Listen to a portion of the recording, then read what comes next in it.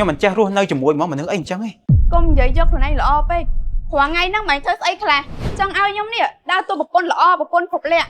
cho mày đau tôi này tiếp ở đây lọ hay nữa hay mai chẳng ai giống thò một nơi mày coi đằng ca tiết bà thò một nơi chỉ mùi khní còn ai phở piện nứng đôi chị ọt thở với con chốc vì muốn mấy bạn còn ai luôn nơi chỉ mùi mái mùi ôn cát cái trò lớn mấy bạn nơi cát vì mẹ ấy hai mai máu nó luôn ca em ấy nhom nơi chùm mùi kia lên ca đấy mà piện năng cô từ nhom nền vậy nhom nơi mày con lên ca đấy mày ấy kê hả phở piện sao tật cọt cái cô đo thạ phở kê hành con vì miền bành hai khăng tới ấy cô hả mai chẳng đang xua quạt luôn ai cái nữa hoàng ngay thưa say kê khla và pôn kê bàn tay miền đang tuần tì luôn ai thưa say phân năng cả ai phát đây cả ai ấy có bàn tay squall bởi tha chan năng thang khối với trục to tờ coi cho mình nước sấy sấy chẳng ai bởi tha côn với nhá ngay na có sầm am pa đây chạy hành pin luôn đo thằng ngày muốn còn tập nhiêu kia mà lên tiền nhưng không mắc kê mai như vậy thoáng nhưng mình che luôn nơi chùm mùi mà nước anh chẳng ấy công vậy cho thằng này lọ pe khoảng ngày nó mày thấy ấy khla chẳng ai giống nè đau tôi một con lọ một con phục lẹ cho mày đau tôi này tiếp ở đây lọ hay nữa ba mày tôi mang thua thế công mà tôi nhom ban sầm đấy bạc cai sầm đấy chẳng nè ban chẳng vì mình che luôn nơi chùm mùi nào kia xong nè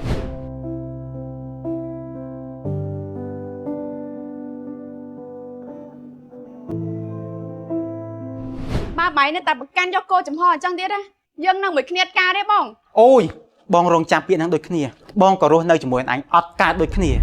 nhom khai thôi thơ từ ai đã sắp sửa phép nhom mau vậy má chẳng trai khơi khnia là món anh chẳng anh chụp cái này thôi thì anh sẽ câu cả trên mặt khăn mặt kia này chết khang thế ấy cô nhầm thòm du đái mày nhầm lên mặt lên ấy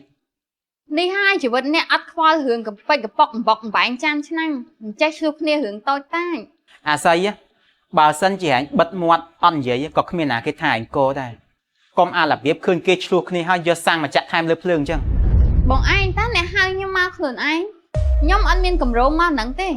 ខ្ញុំពីរអ្នកម៉ែថារនាំគ្នាទៅដើរលេងតាហើយមិនអីរឿងកប៉ិចកប៉ុកអំបកអំបែងចានឆ្នាំងដែលមិនបាច់ខ្វល់ហ៎រឿងតូចតាចគ្មានតម្លៃហ៎តែដោយសារតារឿងកប៉ិចកប៉ុកតូចតាចគ្មានតម្លៃហ្នឹងឯងបានអ្នកទាំងពីររស់នៅមួយគ្នាមិនសុខបើថាឆ្លោះគ្នារឿងធប់ដុំហ្នឹងមិនថា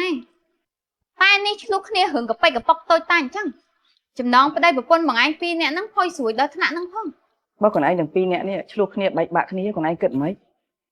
còn anhគិតថាទៅចាប់ផ្ដើមជាមួយអ្នកថ្មីហ្នឹងគេមកនៅបម្រើcòn anh 24 ម៉ោងមែន ហ៊ានមើលគំរូប្តីប្រពន្ធគេផ្សេងខ្លះផងមើលគំរូគ្រួសារគេដែលរស់នៅមានវិន័យថាតើគេរស់នៅមួយគ្នាគេធ្វើមិនខ្លះបានគេរស់នៅមួយគ្នាបានច្រើនឆ្នាំតែអ្នកទាំងពីរមិនអាចព្រោះអីព្រោះការរស់នៅរបស់អ្នកទាំងពីរកន្លងមកគឺរស់នៅអត់មានខ្វល់ពីមនុស្សជុំវិញខ្លួននឹងឯងពីមុនអាងមានម៉ែមានប្អូនចាំជំនួសចាំពេញការងារឲ្យ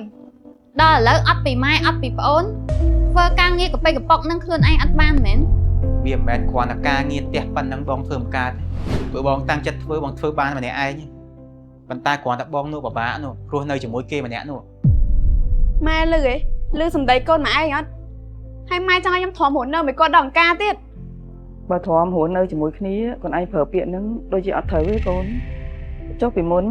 មិនបានcòn anhរស់នៅជាមួយម៉ែមួយប្អូនកើតហើយចុះឥឡូវមិនបាននៅកើត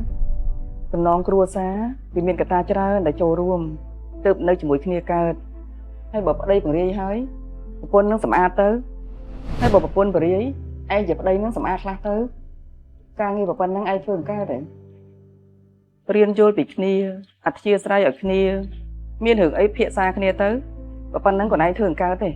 ចុះអារឿងដែលខ្លួនឯងជំទាវលឺដល់ផ្ទះគេមិនក៏ខ្លួនឯងធ្វើកើតឥឡូវខ្លួនឯងអង្គុយចុះសិនមកមានរឿងអីអង្គុយនិយាយគ្នាតាមសម្រួលមកអង្គុយមកម៉ែចង់ប្រាប់ខ្លួនឯងថាម៉ែគ្មានកម្លាំងអីមកធ្វើអាញាកដាលអង្គុយចាំតែកាត់ក្តីខ្លួនឯងគ្រប់រឿងហ្នឹងកន្លងមកម៉ែក៏ខុសដែរដោយម៉ែទម្រើសខ្លួនឯងជាមួយនឹងកូនប្រសាខ្លាំងពេករហូតដល់កូនទាំងពីរគិតថាមានលុយចាយច្រើនមានការងារល្អរស់នៅមិនចាំបាច់ខ្វល់ពីមនុស្សជុំវិញខ្លួនមនុស្សរស់នៅក្នុងសង្គមកូនត្រូវការមានសភាវគតិសតិសម្បញ្ញៈសិលធម៌សុជីវធម៌ដើម្បីរស់នៅណាកូន ការងារវាមិនបានដាក់ផ្លាកការងារណារបស់មនុស្សស្រីការងារណារបស់មនុស្សប្រុសទេចេះតាំងចិត្តថាយើងនៅផ្ទះនឹងដែរ ឃើញទៅមុខឃើញទៅមាត់យើងរៀបចំទៅទោះបីយើងមានលុយប៉ុណ្ណាក៏ដោយការងារមួយចំនួនណាយើងត្រូវធ្វើតែខ្លួនឯងបំពេញកាតព្វកិច្ចខ្លួនឯងមានទទួលខុសត្រូវខ្លួនឯងកុំហួសរំពឹងអ្នកដទៃមកធ្វើស្រាប់ៗឲ្យយើងការងារខ្លះយើងជាឪពុកម្ដាយគេត្រូវធ្វើវាដោយខ្លួនឯងអ្វីក៏ដោយឲ្យទៅរៀបចំស្អាតណាវាសុទ្ធតែមានអ្នកនៅពីក្រោមហ៊ានឲ្យតម្លៃការងារគ្នាខ្លះផងបើសិនជាអ្នកទាំងពីរដកចេញគំនិតអវិជ្ជមានតាំងចិត្តរៀងខ្លួនម្នាក់ឧស្សាហ៍បន្តិចទៅម្នាក់ពង្រាយ